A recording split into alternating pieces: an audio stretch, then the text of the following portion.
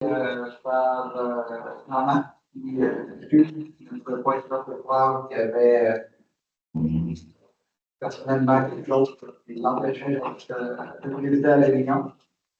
Donc, en ouverture de la séance, 3 adoptions de l'ordre du jour, 2 adoptions de l'ordre du jour, 3 adoptions des prévisions budgétaires de la municipalité pour l'exercice financier se terminant le 31 décembre 2025, 4 adoptions du plan triennal de mobilisation 2025, 2026 et 2027, 5 périodes de questions pour le public sur le budget, 6 clôtures de la séance. Donc, proposeur secondaire pour proposition de l'autre jour, proposé par David, secondé par Joël. 3. Adoption des prévisions budgétaires de la municipalité pour l'exercice financier se terminant le 31 décembre 2025. Oui, alors commençons par les revenus. Alors, les revenus de taxes, 2 789 504 $.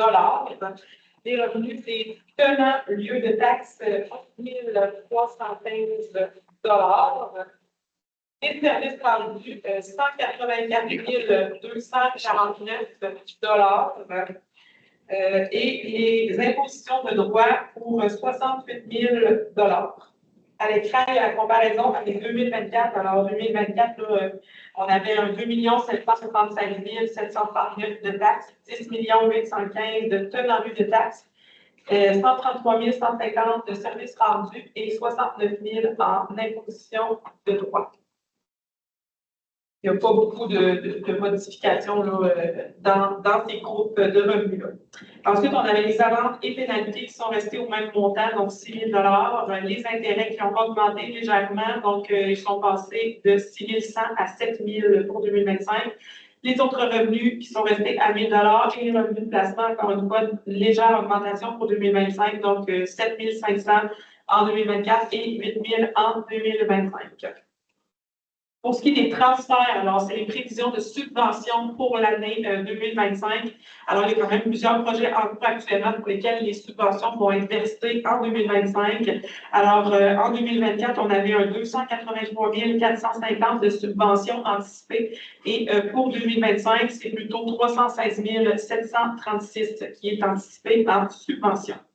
Ce que ça donne, c'est que le total des revenus pour 2025 est de 3 391 804 $ et il était de 3 293 784 en 2024. Pour ce qui est des dépenses, alors à l'administration générale, en 2024, 502 443 et pour 2025, une vision de 596 719. Au niveau de la sécurité publique, on est passé de 350 123 en 2024 à 385 240 en 2025. L'augmentation est principalement causée par la hausse de la facture là, pour la couverture de la Sûreté du Québec. Ensuite, au niveau du transport routier, donc on est passé de 576 175 à 625 756. Alors, en forte partie causée par les travaux nécessaires au niveau de la machinerie des travaux publics. Ensuite, au niveau de l'hygiène du milieu, alors on a une légère diminution. En 2024, 658 181 $ versus 642 879 pour l'année 2025. La baisse est principalement causée par la baisse du coût pour la quote-part du recyclage. Ensuite, pour la santé et bien-être, alors il y a une augmentation à ce niveau-là. On a passé de 3 675 en 2024 à 8 250 en 2025, principalement causée par la fusion des offices de l'habitation. Au niveau de l'urbanisme, alors en 2024, 223 663 et en 2025, 216 843. Au niveau des loisirs et de la culture, on a une diminution cette année. Donc, en 2024, c'est 423 175. En 2025, 319 934. La baisse est causée par le montant erroné là, qui avait été inscrit au budget 2024, donc qui cause en fait une différence de 100 000 $. Au niveau des frais de financement, alors en 2024, 47 367. En 2025, on prévoit 268 730. En fait, c'est causé par les intérêts qui vont être payables sur les emprunts temporaires, principalement pour les projets du parc industriel et du chemin de la ceinture. On en arrive avec le sous-total des dépenses. Donc, pour 2025, 3 64 351. 2024 était à 2 831 612 $. Ensuite, on arrive aux conciliations à des fins fiscales. Alors, au niveau du financement, en 2024, 480 400 et en 2025, 363 900. Au niveau des affectations, alors, c'est un peu, si on pourrait dire, les investissements au niveau de la municipalité prévus au plan triennal qu'on va voir un petit peu plus tard. Alors, en 2024, il y avait 681 772 et en 2025, ce sera 663 553. Le total des conciliations à des fins fiscales, donc 327 453, c'est qu'on vient balancer le revenu et la dépense. Et en 2024, 462 172. Donc, le total des dépenses, 3 391 804 pour 2025, qui vient se balancer avec les revenus qu'on a vu plus tôt. Et 2024, c'était 3 293 784.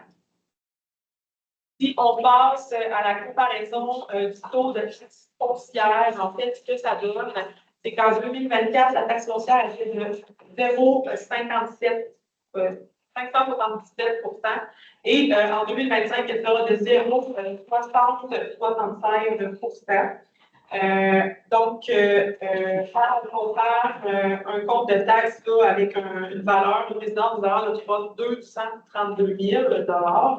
En fait, ce que ça présente, c'est que pour le secteur desservi, en 2024, une maison évaluée à 232 000 recevait un compte de taxe de 3 072 et 78.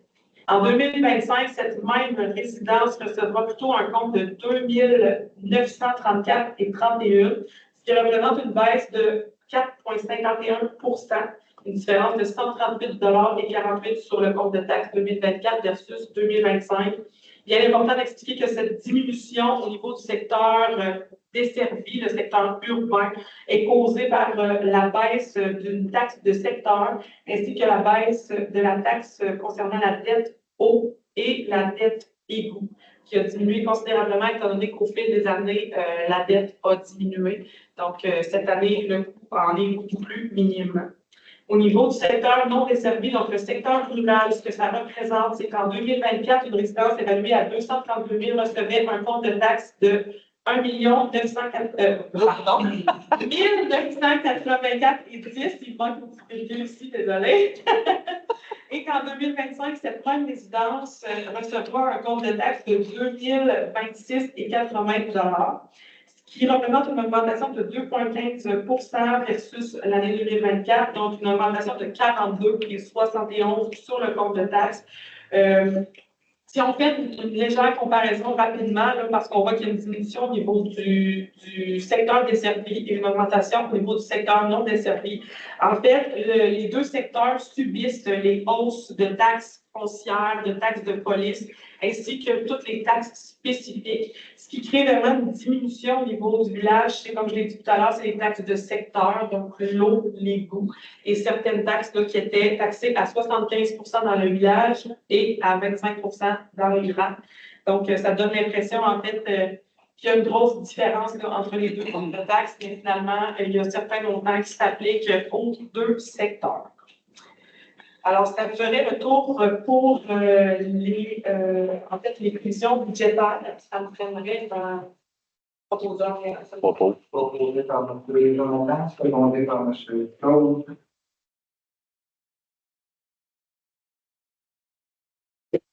Donc, adoption du plan triennal de mobilisation 2025, 2026 et 2027.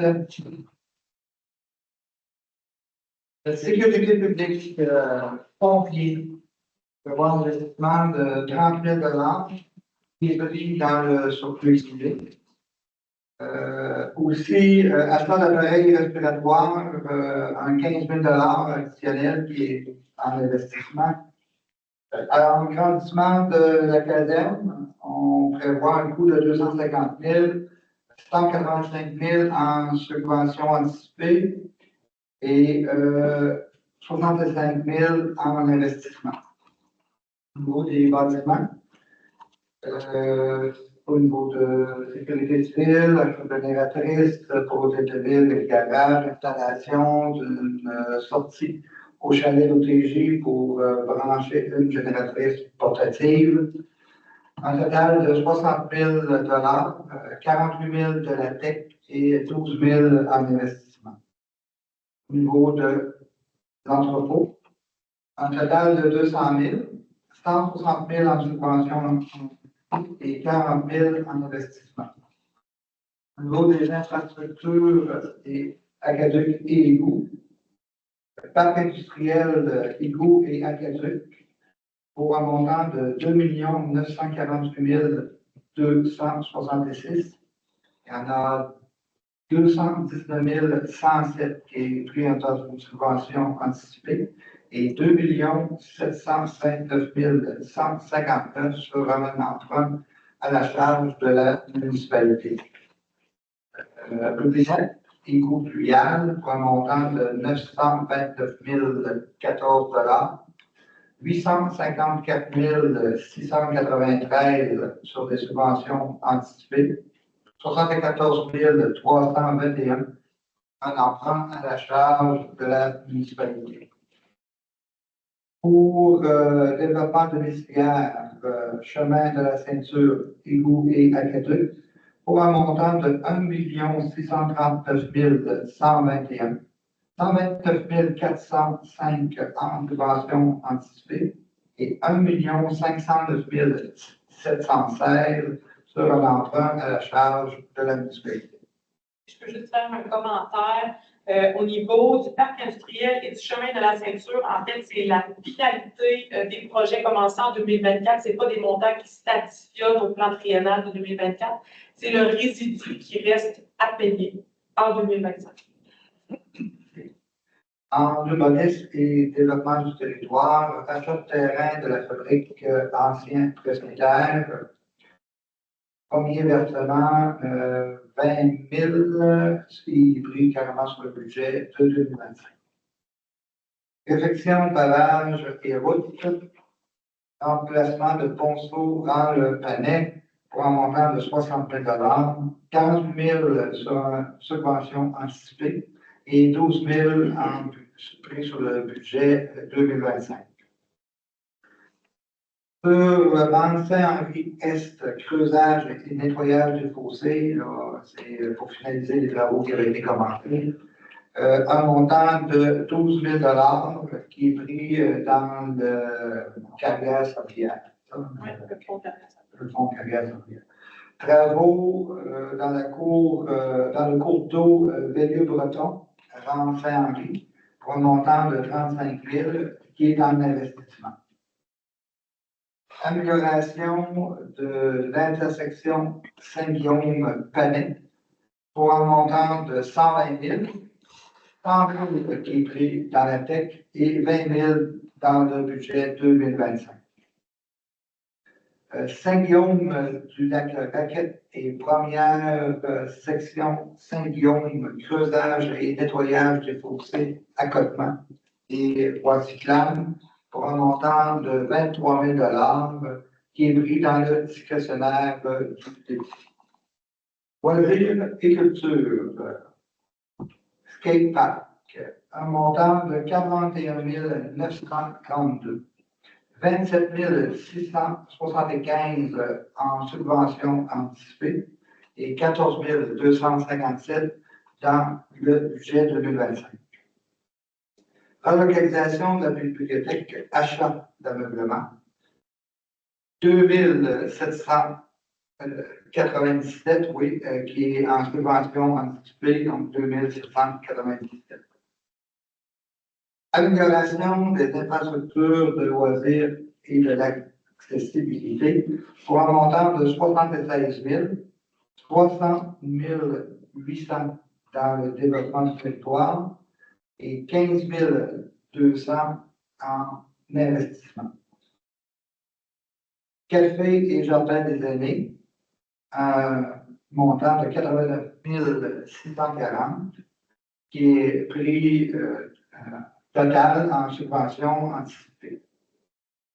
Terrain de volleyball de plage pour un montant de 20 000 16 000 en développement de territoire et 4 000 en investissement. Simplement pour faire un commentaire sur la section des loisirs. Alors, pour ce qui est du skatepark, c'est la même chose. Le projet est commencé. C'est simplement de le terminer en 2025. La subvention avait déjà été confirmée et le coût du projet également. Étant donné que c'est en préparation actuellement, ça va être payable seulement au printemps, là, la restriction des notules et tout ça. Et pour ce qui est de la relocalisation de la bibliothèque, alors c'est pour l'achat de mobilier, d'ameublement pour la bibliothèque. Alors, c'était la même chose. Il y avait un budget de 10 000 qui avait été prévu l'année dernière. Il reste 2 797. Donc, c'est ce montant-là qu'on voit dans le plan triennal. C'est pas un montant additionnel, c'est un montant qui a déjà été accepté. Donc, au niveau des équipements, installation de bornes de recharge au 152 rue principale, donc à la bibliothèque, pour un montant de 48 000. En subvention anticipée, le montant total, 48 000. Plaquette d'adresse, pour un montant de 16 068. 16 068 qui est pris carrément dans le budget. Dans aussi achat, on peut voir l'achat d'un codeur au montant de 431 475. Le montant est totalement pris en investissement. Donc, pour un grand total de 7 77 313 qui est prévu en 2025.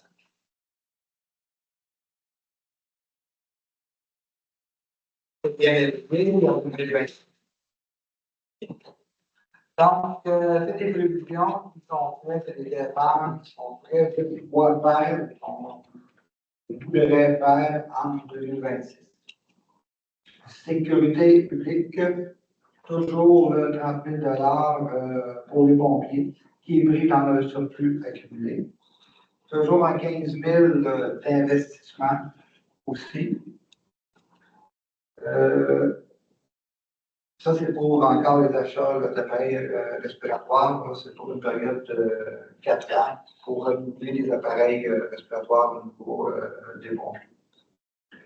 Au niveau du bâtiment, rénovation de l'hôtel de ville, bureau municipal, on prévoit 100 000 donc une subvention anticipée de 80 000 plus un investissement de 20 000 Infrastructure, aqueduc égout, construction d'un nouvel étang aéré au montant de 1 500 000. 1 500 000 qui est un emprunt à la charge de la municipalité. Construction, chalet de l'OTG, égout, sanitaire et pavage d'une partie de la rue de la Fabrique pour un montant de 43 000. 40 851 dans le budget 2026 et 2 149 dans le surplus accumulé. Réfection et pavage de route, route du lac Poulain, côte des Hivers, nettoyage de fossés, décloisonnement et pavage pour un montant de 100 000, 50 000 de la TEC et 50 000 en investissement. Pavage rue Victor, 235 000 dans un emprunt à la charge de la municipalité. Parc industriel, agrandissement, deuxième phase, incluant une nouvelle rue, 1 500 000. 600 000 en subvention anticipée et 900 000 en emprunt à la charge de la municipalité. Réflexion durant 7 événements. Petite route durant 6. 700 000, 500 000 en subvention anticipée et 200 000 en emprunt à la charge de la municipalité. Réflexion durant Saint-Guillaume, première section, pour un montant total de 63 000, 13 000 dans le discrétionnaire du député et 50 000 en carrière et sablière. Ah, j'ai passé le troisième bloc. Ah, t'as pas la bonne. Non. Ça va être en 2027, je pense. Non, la troisième rue, 2020. On l'a. C'est ça, je me suis trompée avant 2027. Avant 2027. Oui, avant 2027, c'est mon erreur. OK. Parfait. Donc, en loisirs installation d'un toit sur la patinoire, 700 000, 560 000 en subvention anticipée et 140 000 en investissement. CPE, 1 million. 1 million en emprunt à la charge de la municipalité. Équipement, achat de camions de voirie, 450 000. 450 000 d'un emprunt à la charge de la municipalité. Donc, pour l'année financière 2026, on prévoit des dépenses de Non, on va donc, pour 2026, 6 430 000 $.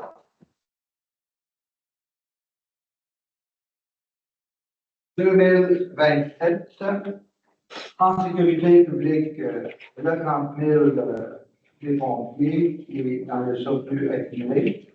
Un 15 000 en investissement, toujours pour l'instant des appareils respiratoires. Réflexion et pavage de route pour un montant de 75 000. Parc industriel, agrandissement de la troisième phase, incluant une nouvelle rue, démarche MEL, SSFP et CPTAC. Oui, c'est le ministère de l'Environnement, de la lutte contre les changements climatiques de la faune et des parcs, ainsi que la Commission de protection du territoire agricole. Merci. Donc, maintenant, pavage de deuxième rue Leclerc, 200 000. 200 000 qui va être pris à l'intérieur de la tête. Pour réflexion de 35 première section, 50 000 au total, 50 000 qui vont être pris dans carrière et sordière. Garage municipal, réflexion et pavage de la cour, un montant de 25 000. 25 000 qui vont être pris dans le surplus accumulé. Saint-Jean, creusage et nettoyage du fossé et remplacement de ponceau, un montant de 23 000. Le 23 000 sera pris dans le discrétionnaire du député. Réflexion route de la flamme sur 1359 mètres, accotement et voies cyclables pour un montant de 1 million. 500 000 en subvention anticipée et 500 000 en emprunt à la charge de la municipalité. À cet endroit-là devra être ajouté la réfection et le pavage de la troisième rue Leclerc, donc un 20 000 prévu au budget 2027 et un 80 000 prévu à la TEC pour un total de 100 000 $.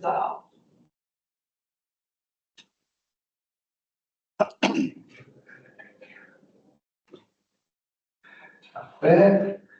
Donc, dans l'urbanisme, développement du territoire, aménagement d'un dépôt à neige pour un montant de 200 000, 200 000 qui sera un emprunt à la charge de la municipalité. Achat d'une chenillette pour un montant de 200 000, 200 000 qui sera en investissement. Donc, pour un montant total prévu présentement en 2027, qui risque de changer, là, bien entendu. On est à 1 918 000 $. On va rester le plan.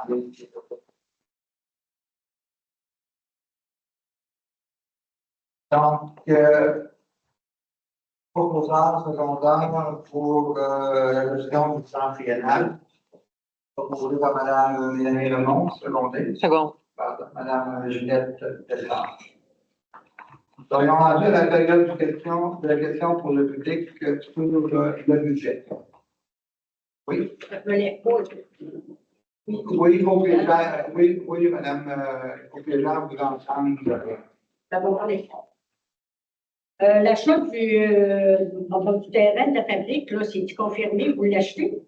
Non, c'est des prévisions, c'est vraiment. Le plan 2025, vous avez marqué un paiement de 20 000. En fait, c'est que si la transaction se fait, on devrait payer le premier versement. La façon qu'on avait fait l'offre à la fabrique, c'était qu'un premier versement de 20 000 serait fait dans l'année de l'achat, la signature de l'acte de vente. Donc, si ça se signe et ça se réalise, on va avoir un 20 000 qui va être pris.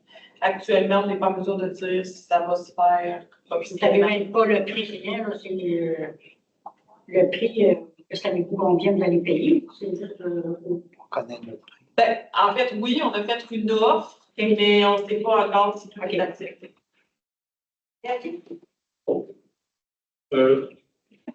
Pourquoi ça avait été changé d'année, pas l'achat, mais la réflexion de la troisième rue Leclerc, qui est en 2026, puis là, ça a été switché en 2026. En fait, ça n'aurait jamais dû être en 2026, c'était en 2027, c'est vraiment une erreur capitale de ma part. Ça n'aurait jamais dû être en 2026, c'était prévu que c'était en 2027. Parce qu'il y a une couple d'années, la rue Leclerc, la rue Victor était prévue au élément d'être actualité en 2024. Là, on est rendu en 2025. Là, c'est remis en 2026. Ça va être remis encore en 2027, rendu en 2025. C'est une possibilité, dépendamment des orientations du C'est conseil. vraiment des obligations qui vont faire des changements comme ça. Oui, exactement. Souvent, c'est les orientations du conseil qui peuvent changer, ou c'est les subventions disponibles aussi qui peuvent changer, ou les subventions accordées et non accordées. Donc, souvent, c'est ça qui fait que ça joue au fil des années dans les projets qui sont réalisés ou non. Mais souvent, ça, on va faire un projet ou l'autre, beaucoup par rapport à la subvention.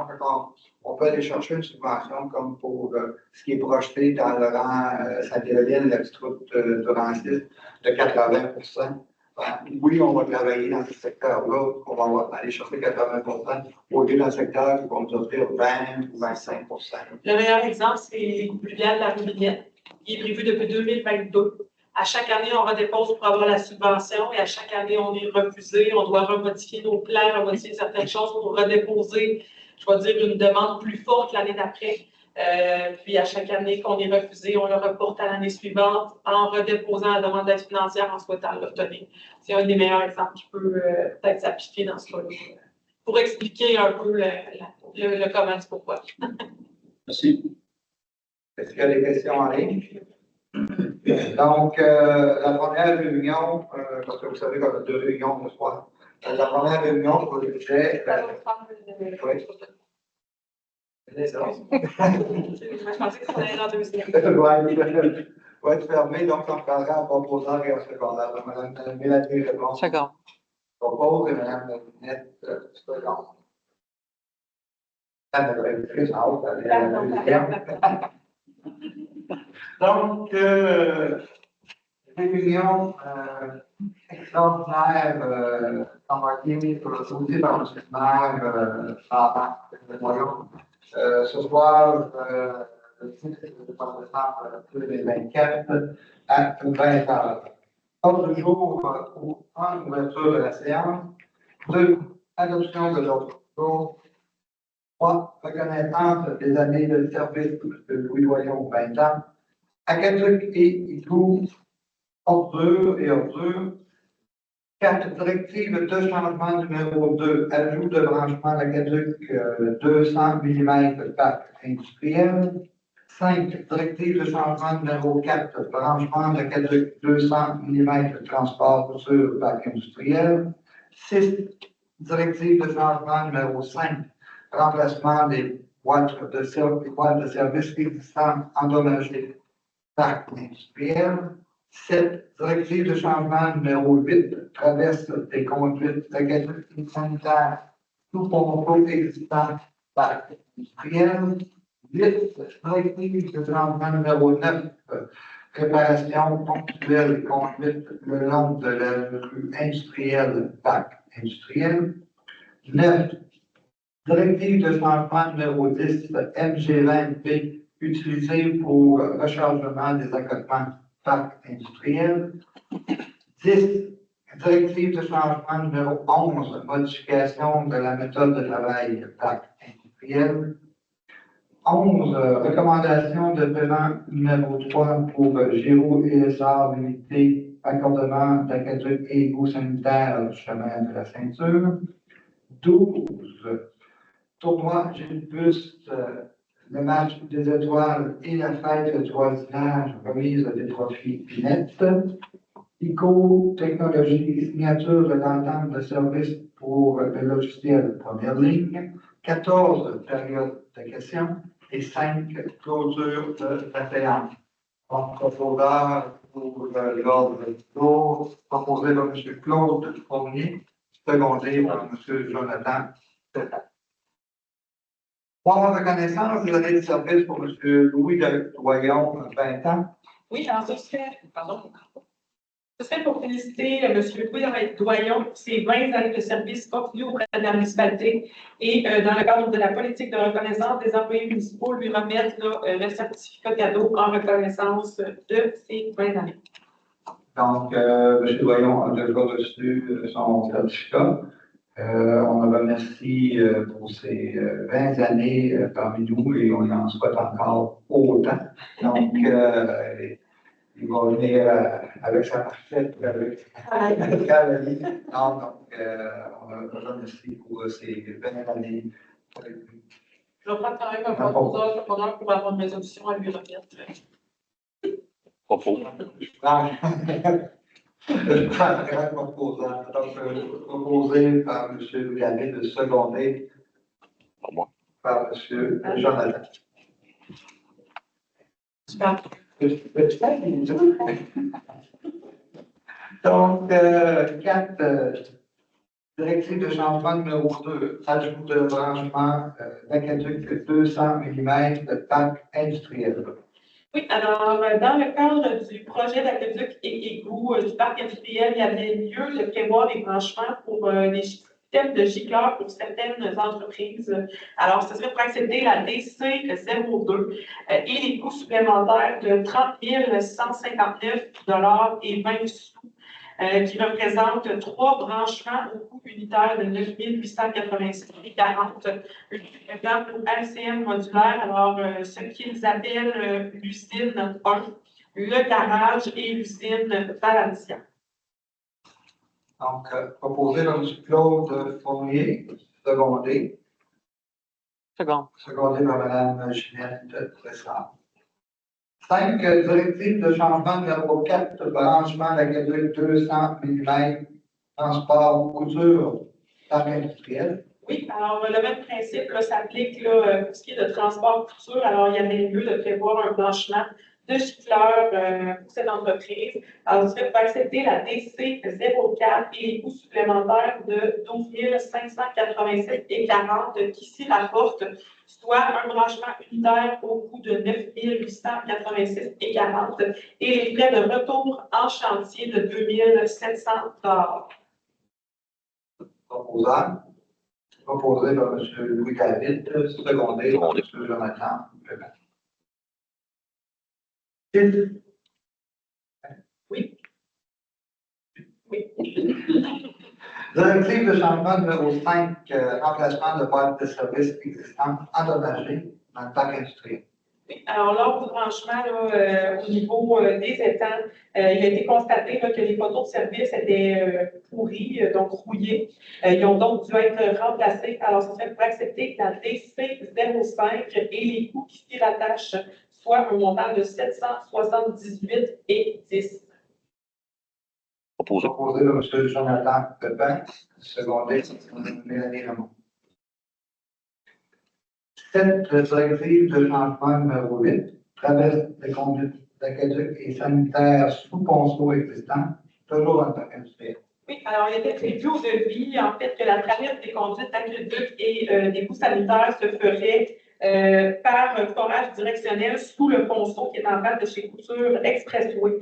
L'entrepreneur a décidé de faire les travaux en enlevant et en remettant en place le ponceau sans le consentement préalable de la municipalité.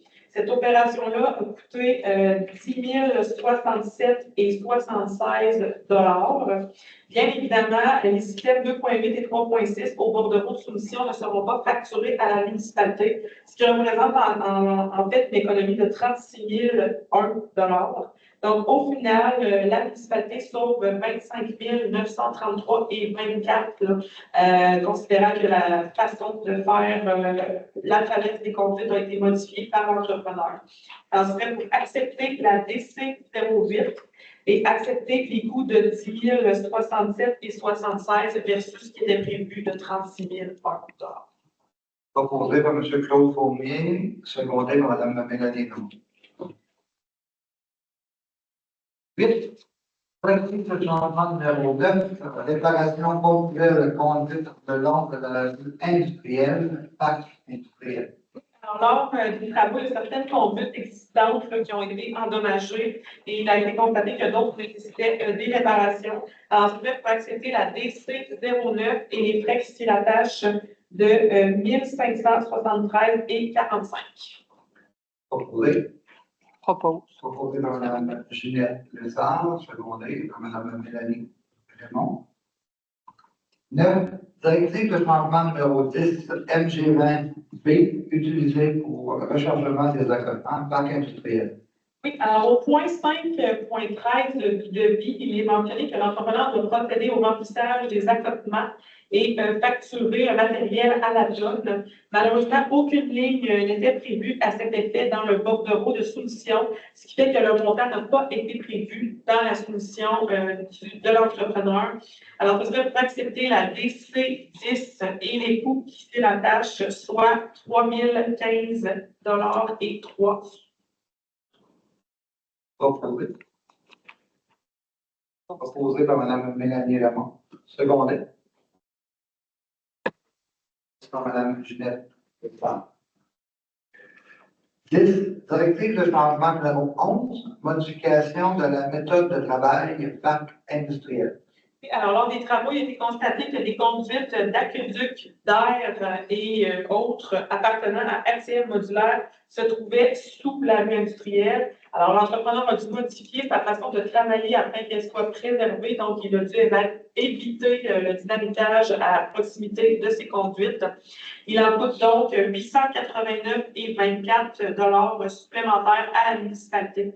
Alors, c'est pour accepter la DC 11 et les frais liés. Proposé par M. Claude Fournier, secondé par M. Jonathan Pétain. 11. Recommandation de paiement numéro 3 pour chez Boulessard limité. Raccordement de la catégorie sanitaire de la ceinture. Oui, alors ce point est annulé. 12. Tournoi Gilles Bus, le match des étoiles et la fête du voisinage, remise des profits nets. Oui, alors le tournoi Gilles-Bus, le match des étoiles et la fête du voisinage sont organisés toujours dans le but d'avancer des fonds pour l'OTJ. Alors, suivant les rapports financiers du tournoi Gilles-Bus, du match des étoiles et de la fête du voisinage, les profits nets, une fois toutes les factures payées, sont les suivants. Donc, pour le tournoi Gilles-Bus, 1 450 $. Pour le match des étoiles, 2 190 et 50. Et pour la fête du voisinage, 2 888 et 5. Ça serait pour autoriser la municipalité, en fait, à remettre les profits de ces trois activités-là à la l'OTJ. Donc, ce serait les profits d'un montant total un peu plus de 6 000 $ qui serait remis à l'OTJ. Parfait. Donc, Mme Mélanie Raymond propose. Secondé. M. Jonathan Pétain. Psychotechnologie, signature de l'entente de service pour le logiciel première ligne. Oui, alors, puisqu'à partir du 1er janvier 2025, le fournisseur de notre logiciel première ligne sera désormais IO Technologies. C'était anciennement PG Solutions.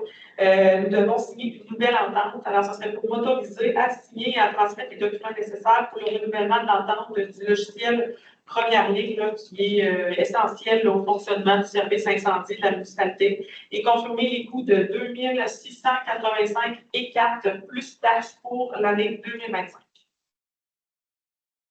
Proposé par M. Claude Fournier, secondé Seconde. par Mme Ginette Lefebvre. Nous allons passer à la période de questions. On se rappelle que c'est une réunion extraordinaire, donc la période de questions va porter sur la réunion de ce soir. Est-ce qu'on a des questions dans l'assistance? En ligne? Des questions en ligne?